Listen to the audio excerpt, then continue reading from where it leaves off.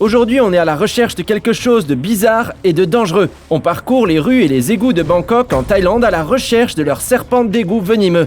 Ensemble, on va découvrir comment ce serpent chasse dans des eaux extrêmement polluées et explorer l'un des marchés de rue les plus extravagants de Bangkok et découvrir ce qui se cache sous la surface des canaux de la plus grande ville de Thaïlande.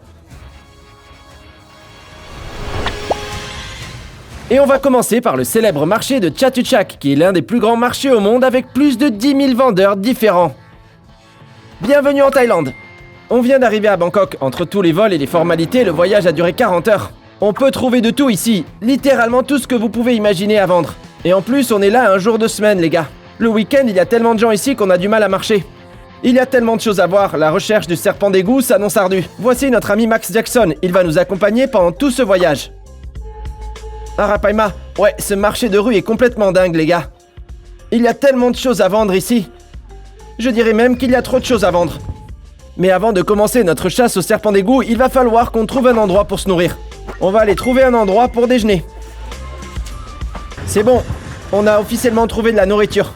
C'était pas compliqué, il y a de la nourriture partout. Je crois que je vais faire la première dégustation culinaire du voyage. On va aller au Dairy Queen, ils ont des trucs bizarres. C'est vert et violet, ça ressemble à des œufs d'extraterrestres. Je ne sais pas ce que c'est. Ok, on va tester ce stand. Ok, je n'ai vraiment aucune idée de ce qu'il s'agit, les gars. Intéressant, vas-y goûte, c'est pas mal du tout. Et maintenant, il est temps pour nous de laisser le soleil se coucher afin de pouvoir officiellement commencer notre chasse du serpent venimeux des égouts de Thaïlande. Cette créature venimeuse est la seule espèce de serpent de la planète à posséder des tentacules attachés à son front, ce qui lui vaut son nom de serpent à tentacules. On va devoir fouiller les canaux et oui, peut-être même les égouts de la ville, à la faveur de la nuit, car ces serpents sont nocturnes et c'est seulement la nuit qu'on va pouvoir les trouver. Et en plus de rechercher une créature venimeuse, on va devoir faire très attention à ne pas tomber à l'eau, car qui sait ce qui se cache sous la surface de l'eau. Ma lampe frontale est allumée, j'ai mon filet. C'est parti. Ces serpents sont entièrement aquatiques, ils vivent dans ces canaux, et l'odeur ici est insupportable, les gars. C'est immonde, il faut vraiment faire très attention à ne pas tomber là-dedans parce que cette eau est pleine d'eau usée et de déchets. Le moindre contact avec ce liquide peut vous rendre malade. C'est quoi ce truc-là? Ça ressemble à un serpent mort. Oh mon dieu, c'est un python mort ou bien un anaconda, c'est incroyable. Vous êtes sérieux les gars? Regardez-moi ça. Je n'avais jamais vu un serpent mort géant flotter dans l'eau comme ça. C'est vraiment impressionnant.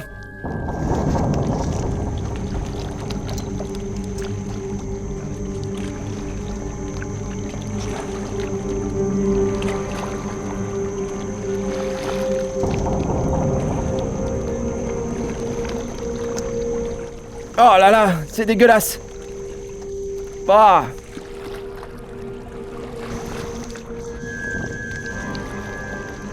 Oh mon dieu. À ton avis, ça fait combien de temps qu'il est mort? Je dirais que c'est assez récent, environ 24 à 48 heures. Oh, ça pue. Ça fait environ 3 mètres. Je crois qu'on va devoir le rejeter à l'eau. Et laisser le cycle de la vie se poursuivre. Ce n'est pas le serpent qu'on recherche, mais c'est certainement un signe qu'il y a de très gros serpents dans ce canal. On doit donc faire très attention. Le serpent des égouts n'est pas le seul animal à vivre dans ces eaux-là. Oh, c'est infect. Merci mon pote. Même si on cherche une espèce de serpent venimeux, je suis en fait bien plus préoccupé par l'environnement. On a des vélos qui passent à toute vitesse à côté de nous et les eaux usées sont chargées de toutes sortes de débris. Qui sait quel genre de bactéries se trouve là-dedans? Il y a aussi des lignes électriques et j'ai bien sûr aussi une longue perche métallique fixée au filet. Ça sent vraiment pas bon tout ça. Regardez, il y a même une cuvette. Ça, c'est l'être humain dans toute sa splendeur. Vraiment dégueulasse. Ouais, je suis d'accord avec toi, c'est dégoûtant. C'est quoi ça? C'est une tortue. Comment est-ce qu'elle peut vivre là-dedans? Je vais essayer de l'attraper.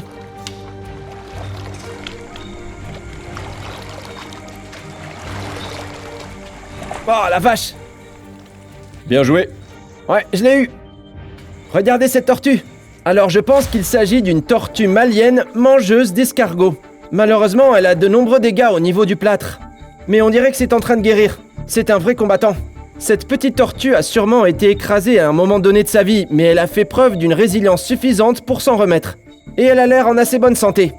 Il s'agit d'une tortue du Mali et on peut le voir grâce au motif sur sa face. Elle était sûrement à la chasse ce soir. Je pense qu'on l'a surpris en train de manger des vairons, mais il est évident qu'elle mange aussi des escargots géants.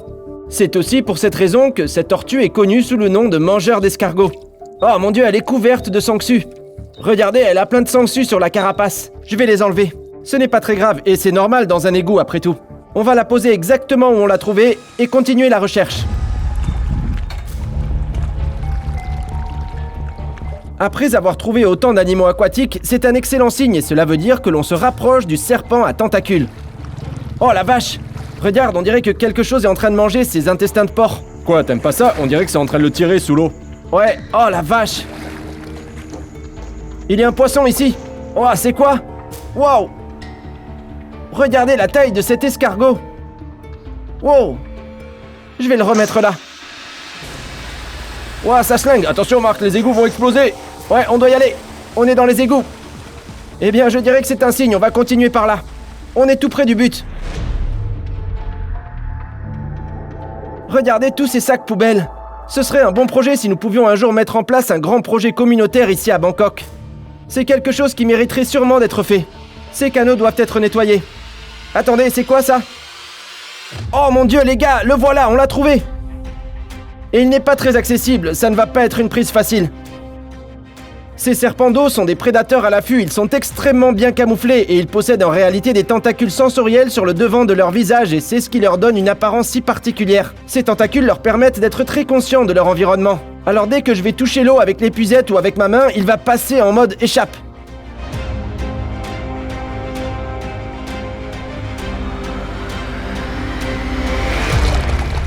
C'est bon, je l'ai eu! Je l'ai eu! Oh ouais, génial! Et en plus c'est un gros! Regardez-moi ça!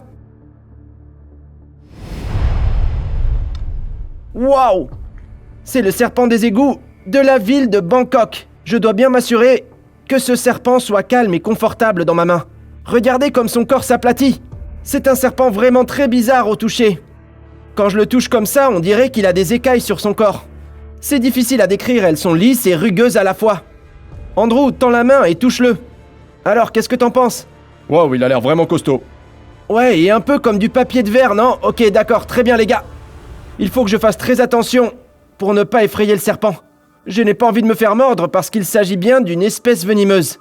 Et en fait, elle n'est pas vraiment connue comme le serpent des égouts de Bangkok. On l'appelle plus communément le serpent à tentacules en raison des appendices qui poussent directement sur ses narines. Regardez, vous les voyez, il s'agit d'une adaptation particulière pour chasser dans cet environnement. C'est grâce à ça que ces serpents peuvent chasser ici. Ces petits tentacules sont des organes sensoriels. Ils utilisent les vibrations de l'eau pour détecter ses proies qui se nourrissent presque exclusivement de poissons. Et comme il se nourrit de poissons, sa stratégie pour les attraper consiste à imiter les lianes qui poussent dans ces cours d'eau. Ainsi, lorsqu'un poisson passe à proximité, il n'a aucune idée de la présence du serpent et donc d'un coup sec, il va tourner sa tête en forme de C. Il va faire ce geste pour attraper les poissons et regardez, en ce moment, il s'enroule autour de mon doigt. Il déploie sa queue préhensile et c'est ainsi qu'il parvient à se maintenir stable dans l'eau en imitant une liane et en enroulant sa queue autour de la proie. Il peut s'accrocher à n'importe quoi. Regardez, il pourrait même s'accrocher à cette branche. Voyons voir s'il le fait. Regardez, il s'accroche à cette branche avec sa queue. C'est grâce à sa queue préhensile. Wow, vous avez vu ça les gars? Je dois faire très attention à mes doigts.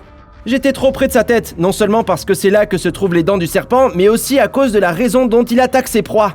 En fait, il utilise une méthode d'attaque par hameçon. Il laisse les poissons nager près de sa tête, puis il les attrape d'un coup sec comme un fouet en donnant un mouvement latéral avec sa tête et avec sa bouche.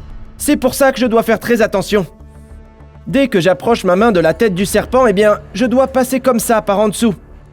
Je ne dois pas l'effrayer car sinon ce serpent va me mordre et il ressemble vraiment à un dragon d'eau, n'est-ce pas les gars? On dirait qu'il est sorti de Game of Thrones. Il a un visage qui ressemble à celui d'un dragon du Moyen-Âge et ses écailles elles font penser à une armure. Elles sont très rudes et elles sont striées, c'est-à-dire qu'elles présentent des arêtes mais elles ont en réalité la texture du papier de verre. J'ai déjà tenu beaucoup de serpents à carène et ils ne sont généralement pas aussi agressifs que celui-ci. Regardez, son cou est en train de prendre une forme de S. Et c'est comme ça qu'il s'enroule avant de frapper sa proie. Ces serpents sont venimeux, mais il s'agit de serpents à crochet postérieur, ce qui signifie que le venin est sécrété par l'arrière de la bouche et qu'il sert à se nourrir et non pas nécessairement à infliger une morsure mortelle comme un serpent à sonnette ou bien un cobra. Je suis ici, à la périphérie de Bangkok avec ce serpent à tentacules. Je suis Mark Vince, soyez courageux. Wow, restez sauvages.